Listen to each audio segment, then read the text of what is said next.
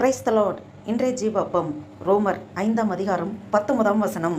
அன்றியும் ஒரே மனுஷனுடைய கீழ்ப்படியாமையினாலே அநேகர் பாவிகளாக்கப்பட்டது போல ஒருவருடைய கீழ்ப்படிதலினாலே அநேகர் நீதிமான்களாக்கப்படுவார்கள். ஆமென், அல்லேலூயா. பாருங்க, நம்ம தொடர்ச்சியாக இதை தான் தியானித்து கொண்டிருக்கிறோம். அன்றியும் ஒரே மனிதனுடைய கீழ்ப்படியாமையினாலே அநேகர் பாவிகளாக்கப்பட்டார்கள். பாருங்க, ஆதாம், ஆதி மனிதன் ஆதாம், அவன் ஆண்டவர் சொன்ன வார்த்தைக்கு கீழ்ப்படியாமல் போனான். அந்த நன்மை தீமை அறியத்தக்க அந்த மரத்தின் கனியை புசிக்க வேண்டாம் என்று ஆண்டவர் சொன்னார். அந்த சொன்னதற்கு அவன் கீழ்ப்படியாமல் போனான். ஏவாள் புசித்து உடனே ஆதாம் கொடுக்கும்போது ஆதாமும் எந்த ஒரு கேள்வி, ஏன் புசித்தா, இது ஆண்டவருக்கு பிரியமில்லையே, எதுவுமே கேட்கல. அவனும் புசித்தான். மீறுதல், ஆண்டவர் வார்த்தை கீழ்ப்படியவில்லை, மீறுதலாக நடந்து கொண்டான். இது நிமித்தம் அவங்க தான் முதல் ஆதாம் ஏவாள். அவங்க வழியாக தான் எல்லாம் ஜெனரேஷன் உருவாக போகுது. அப்போ ஆதியிலேயே இருந்த மனிதனையே பிசாசானவன் குறிவைத்து பாவத்துக்குள் விளைவித்து விட்டான். அதற்கு இவங்க பிசாசுக்கு இடம் கொடுத்தார்கள். பாருங்கள், பிசாசுக்கு இடம் கொடுத்தனாலே, பிசாசு சொல்வதற்கு கேட்டதனாலே பாவம் செய்கிறதுக்கு அவங்க வழி உண்டாக்குற காரியமாக ஆகிவிட்டது. இதனாலே கோள் மனுக்குலமும் பாவத்துக்குள் போய்விட்டது. மனிதனாய் பிறந்த எல்லாருமே பாவிகள் தான்.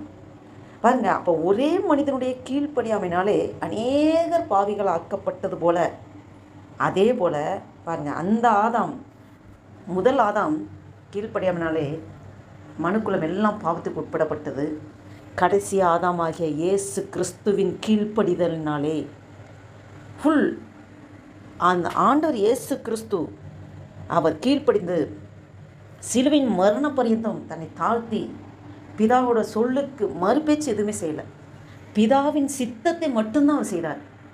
பிதாவின் சித்தம் தான் அவருடைய சித்தமாக இருந்தது. இந்த பூமியில் வார்த்தையாகி தேவன் மாம்சமாகி இந்த பூமியிலே அவர் 33.5 வருடங்கள் பிதாவின் சொல்லுக்கு கீழ்ப்படிந்து நடந்தார். அவர் கீழ்ப்படிந்து கல்வாரி சிலுவையிலே தன்னை தானே ஜீவபலியாக ஒப்பு கொடுத்தார். அது நிமித்தம் பாருங்கள், அவர் கீழ்ப்படிதலினாலே அநேகர் நீதிமான்களாக்கப்பட்டார்கள் என்று நாம் வாசித்தோம். எப்படி நீதிமான்களாக்கப்படுகிறார்கள்? ஆண்டவர் இயேசு கிறிஸ்துவின் இரத்தத்தினாலே என் பாவங்கள் கழுவப்பட்டிருக்கிறது. நான் இயேசு கிறிஸ்துவை விசுவாசிக்கிறேன், அவர் வார்த்தையை விசுவாசிக்கிறேன். அவர் எனக்காகத்தான் மரித்தார், எனக்காகத்தான் 3ஆம் நாள் உயிர்த்தெழுந்தார், இன்றும் ஜீவிக்கிறார், எனக்குள்ளே வாழ்கிறார், என் பாவங்கள் இயேசு கிறிஸ்துவின் இரத்தத்தினாலே கழுவப்பட்டிருக்கிறது என்ற நிச்சயம், முழு நிச்சயம் நமக்குள்ளே இருக்கும்போது நாம் நீதிமான்களாக்கப்படுகிறோம். நமக்கு உலகம் கொடுக்க முடியாத மெய் சமாதானத்தை ஆண்டவர் தருகிறார். எப்படி அந்த சமாதானம் கிடைக்கிறது? என் பாவங்கள் மன்னிக்கப்பட்டிருக்கிறது, அவருடைய இரத்தத்தினாலே நான் அனுதினமும் கழுவப்பட்டிருக்கிறேன், நான் புது சிருஷ்டியாக இருக்கிறேன், பழையவைகள் ஒழிந்து போயின, எல்லாம் புதிதாயின. நாம் மறுபடி பிறக்கிற அனுபவத்துக்களை வழிகிறோம். எப்போது இயேசு கிறிஸ்துவை தன்னுடைய சொந்த இரட்சகராக இருதயத்தில் ஏற்றுக்கொண்டு அவரை இருதயத்திலே நாம் ஏற்று சுமந்து கொண்டு அவருடைய வார்த்தை முறை நடக்க வேண்டும் என்று நான் அர்ப்பணித்து நாம் வாழும்போது நாம் புது சிருஷ்டியாக்கப்படுகிறோம். நமக்குள்ளே உலகம் கொடுக்க முடியாத மெய் சமாதானத்தை ஆண்டவர் தருகிறார். அவர் நம்மளை நீதிமான்களாக மாற்றியிருக்கிறார். அல்லேலூயா. பாருங்க, அந்த முதல் ஆதாம் கீழ்ப்படியாமையினாலே பாவம் மனுக்குலத்தை ஆட்கொண்டது. கடைசி ஆதாமாகிய இயேசு கிறிஸ்துவின் கீழ்ப்படிதலினாலே மனுக்குலம் முழுவதும் நீதிமான்களாக்கப்படுகிறது. அல்லேலூயா. இதை கேட்டுக்கொண்டிருக்க நண்பு தேவ பிள்ளைகளே, உங்களோடும் என்னோடும் தான் ஆவியானவர் பேசிக்கொண்டிருக்கிறார். பாருங்க, ஆண்டவர் இயேசு கிறிஸ்துவை நாம் விசுவாசித்து, அவரை அன்பு கூர்ந்து விசுவாசித்து நம்முடைய இருதயத்தில் ஏற்றுக்கொண்டோம் என்றால் ஆண்டவர் நம்ம நீதிமான்களாக மாற்றியிருக்கிறார். உலகம் கொடுக்க முடியாத மெய் சமாதானத்தை ஆண்டவர் தருகிறார். நாம் ஒவ்வொரு நாளும் அனுதினமும் நாம் கீழ்ப்படிய வேண்டும். அனுதினமும் இரத்தத்தினாலே கழுவப்பட வேண்டும். நாம் ஒவ்வொரு நிமிஷமும் ஆண்டவரோடு உறவு, எப்போதும் அவர் எனக்குள்ளே வாழ்கிறார், எனக்குள் தான் இருக்கிறார் என்ற உணர்வு நமக்குள் இருந்தது என்றால் நாம் பாவம் செய்வதற்கு சிந்தை கூட வராது. அல்லேலூயா. நம்மளை நீதிமான்களாக மாற்றியிருக்கிறார். இந்த சிந்தையோடு இந்த நாளில் ஆண்டவரை நோக்கி பார்ப்போமா? ஜெபம் செய்வோம். அன்பும் இரக்கம் நிறைந்த பரம தகப்பனையுமே நன்றியோடு துதிக்கிறோம் ஐயா, ஸ்தோத்திரிக்கிறோம். இந்த அருமையான நாளைக்காக நன்றி செலுத்திக்கிறோம் ஆண்டவரே. அப்பா, ஒவ்வொரு நாளும் கிருபையாக எங்களுக்கு ஜீவன் தந்து, பலம் தந்து, சுகம் தந்து, அதிசயமாய் அற்புதமாய் நீங்கள் நடத்தி கொண்டிருக்கீங்கப்பா. நன்றிப்பா, நன்றிப்பா ஆண்டவரே. இந்த மட்டும் நீ நடத்தி வந்த தேவனே, உமக்கு கொடான கொடி ஸ்தோத்திரம் ஐயா. ஆண்டவரே, ஒரு புதிய நாளை காண கிருபை செய்கிறேன். நன்றி அப்பா.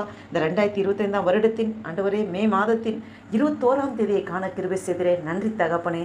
கடந்து வந்த பாதைகளை திரும்பி பார்க்கிறோம். கண்ணீரோடு கர்த்தாவே உமக்கு நன்றி செலுத்துகிறோம்.